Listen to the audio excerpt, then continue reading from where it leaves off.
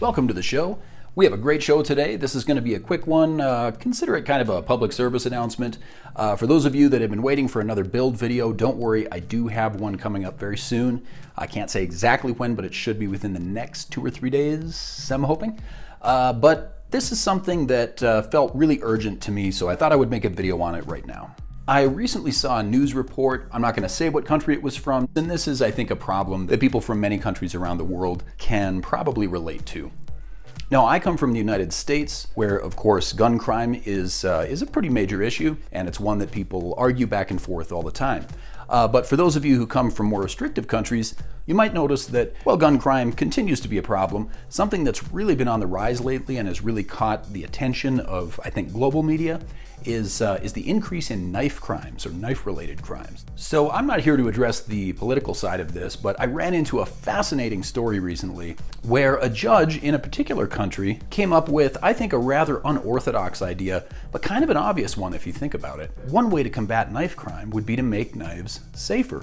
He suggested that in particular kitchen knives, which often have long blades and sharp points, that perhaps manufacturers could get away from those sharp point designs and go to more rounded or blunt points. Now, for those of you who are a little bit clever, maybe have a little bit of skill, I know a lot of my fans happen to be knife makers, it wouldn't be very difficult at all to just take matters into your own hands and take all of these dangerous sharp-pointed knives that you have and go ahead and blunt the ends of those knives.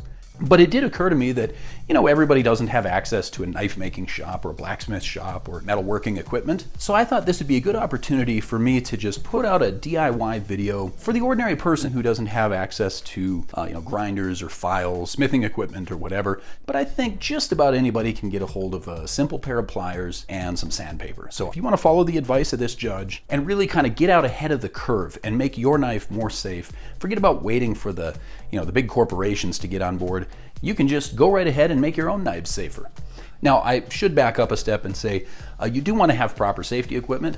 In particular for this, we could wind up with some little bits of metal kind of flying at high speed. So definitely wear eye protection at least. Maybe a good pair of gloves, that's kind of up to you. Now, as you can see, I'm just taking a regular pliers, going right out at the last, I don't know, maybe 1/4 inch to 3/8 of an inch of the knife. And of course, most kitchen knives are like this, they're very thin. And depending on the way it was heat treated, you might get a bend at first and then it'll break, or you might have to bend it back and forth a couple of times to get it to break.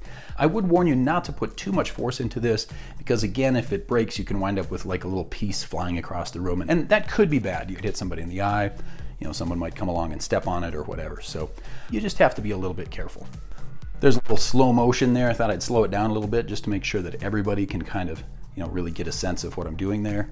Again, not a very difficult procedure, but I just want to make sure that people at all skill levels are capable of following along.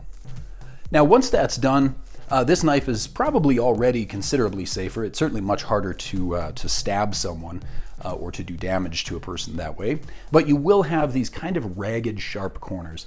So to take those down, I would recommend some sandpaper.